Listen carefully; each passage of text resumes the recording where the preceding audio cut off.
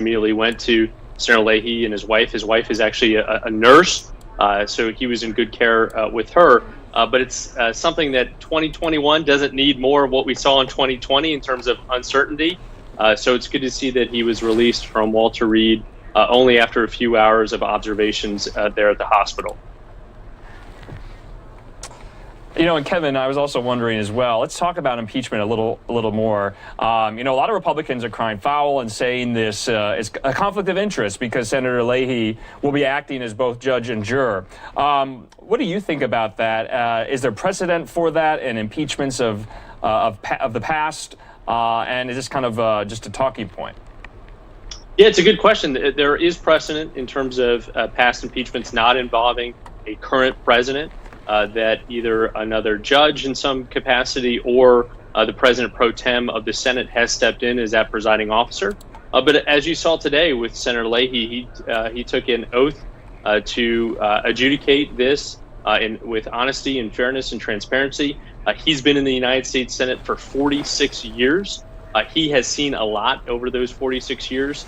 And I think the Democrats are in really good hands, especially now with this clean bill of health coming out of the hospital with Senator Leahy to provide over this impeachment hearing. Looks like it's going to start either February 8th or 9th, depending on when the president's team gets together to represent him before the Senate. But all indications are that we're moving full steam ahead now with Senator Leahy in the presiding chair. And Kevin, I was also wondering, what did you make of Rand Paul's effort today to really put senators on the record and say, do you or do you not think this impeachment should go forward? They took a vote today. A lot of Republicans saying that no, they don't think it should. What did you make of that? Yeah, Andrew, it's a great question. It's every indication that Donald Trump is still a really strong in a really strong position of power in terms of his hold on Republicans in the Congress. Of course, I was really delighted to see 10 members of Congress in the GOP conference come over and support the impeachment articles that were passed just over 10 days ago.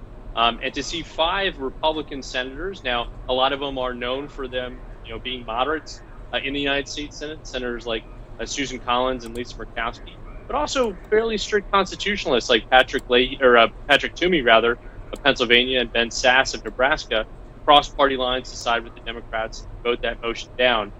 It'll be anyone's guess whether we can build on those 4 or 5 senators supporting articles of that singular article of impeachment going forward.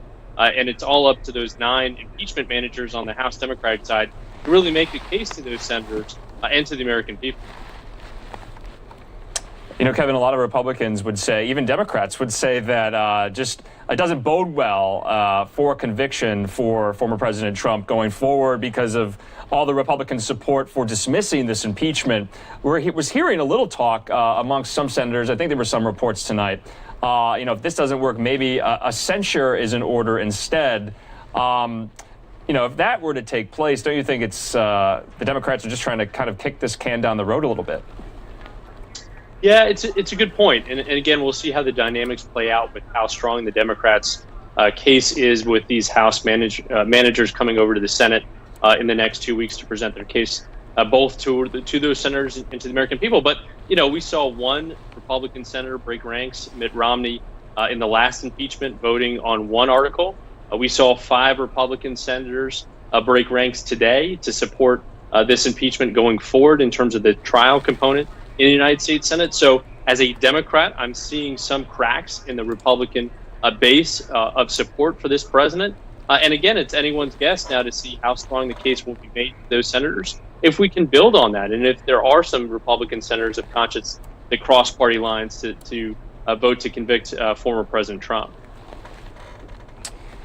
And Kevin, this is a stream, so we have all the time in the world, really. But I wanted to ask you as well, because there's this Republican point now that a lot of senators are making that such an impeachment would be unconstitutional. You've heard, especially Senator Tom Cotton, the Republican from Arkansas, make this argument and this claim that holding a former elected official, no less a former president, on trial for impeachment is unconstitutional. How can Democrats kind of, combat that talking point? It seems somewhat valid because we are in unprecedented territory before, aren't we? Yeah, we really are. I mean, it's amazing to me to see the number of constitutional so-called experts in Congress right now that come forward with those ideas in terms of what's constitutional and what's not. There's precedent in terms of a former member of a president's cabinet being impeached and tried in the Senate after he resigned, after he left office. So there is precedent for an executive level position. That was in the 1870s. But again, Andrew, to your point, and it's a really good one, we're going through unprecedented times, and we use that term so much in the 2016 election, and of course now. We've never seen a president, as the Democrats will prosecute, inciting a mob to obstruct the operations of another branch of government, to certify the election of his successor. That's unprecedented in just 2 weeks left in his term. So again, a lot of dynamics will play out. Looking to history isn't really a guidepost for a lot of this, because we've never seen anything like this, the sacking of our capital by our own citizens.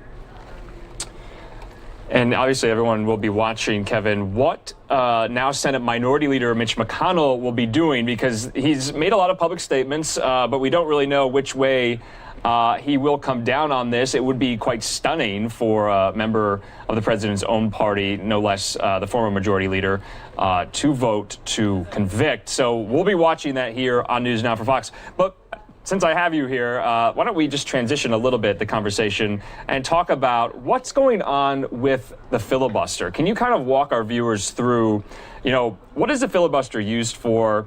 What do they want? What do Democrats, now that they're in the majority, either want to do with it or get rid of it? Some of people are talking about there's a sharing arrangement that McConnell and Schumer have come to an agreement. Can you kind of break all of that down for us? You used to work in the Senate, but a lot of these rules can be quite arcane. They are, and it's a really good question, and there's a lot of confusion about what the filibuster actually is, and it actually comes from the word Greek, to really hold the floor. And it was something in the rules of the Senate. It's not in the Constitution. It's not in any law that was passed, but it's been a governing principle of the Senate operations for the last 200 plus years. And it's the idea that a singular senator can take to the floor and speak for as long as they can to obstruct the operations of that Senate moving forward. And what you would need is to have 60 votes to call into question what is known as cloture, to force the vote to end that discussion on that particular piece of legislation and to move the vote forward. So interestingly enough, we saw the most prescient use of the filibuster was in the 1950s and 60s to obstruct civil rights legislation, when Southern senators took to the floor actually to obstruct the Senate from moving forward on the civil rights bill, on the voting rights bill. Now we don't force senators that often to actually take to the floor. We just assume that they will hold that body up unless we get that 60 vote margin. You'll remember, Andrew, back in the fights for the Affordable Care Act, when we lost Teddy Kennedy, he was the 60th vote for health care. Of course, he was replaced by Republican Scott Brown, and he campaigned on the idea of being that 60th vote. And it's the idea that the minority in the upper chamber should have some rights to dictate the legislative path. So Democrats have been hot to do this for a long time because they see kind of the tyranny of the minority in the upper chamber of the Senate and are eager to pass legislation to support kind of the left flank of my party when it comes to climate, when it comes to economic policy, when it comes to criminal justice reform, something that you're not going to see a lot of Republican support for. We saw the filibuster end for certain appointments, especially judicial appointments. That was a hallmark of the Senate operations back over the last 100 years. Democrats actually changed the rules to get a number of justices and judges appointed and regular appointments during the Obama years. Mitch McConnell, who's a really legislative master, I give him a lot of credit even as a Democrat here, used that effectively to pass a number of judges and judges to the federal level, including 3 Supreme Court justices to the federal bench. So you're going to see Democrats wanting, I think, to move forward with ending the filibuster, where it's just plain majority rule, which is what we see in the House of Representatives. President Trump is impeached on a baseline 50+1 vote in the House of Representatives. they want to see the upper chamber also move in that direction. Some members of the party. There's also a few holdouts that don't want to see that happen. That are more moderate members of the Democratic caucus in the Senate. All right, Kevin Walling there, live for us in hopefully Washington, I didn't put anyone D.C. to sleep. Thanks for breaking that down for us. History of the Senate.